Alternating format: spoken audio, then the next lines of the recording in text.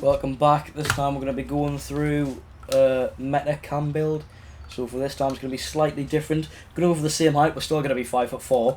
This time we're going to be a bit heavier, we're going to be £174 because as a cam you mainly want to be focused on passing position and you don't really need as much pace as say a winger or a striker, maybe even a defender.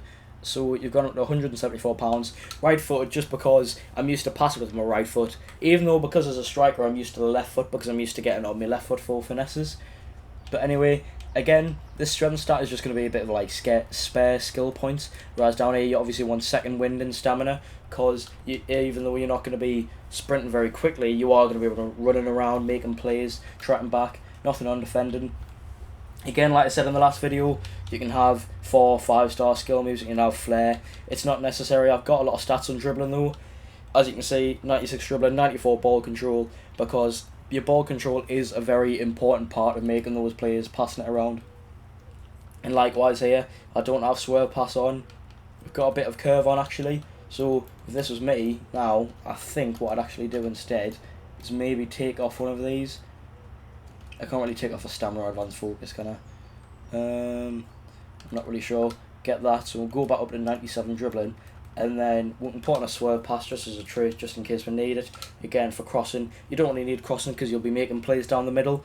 But again, 93, 94, curve, short pass and long pass.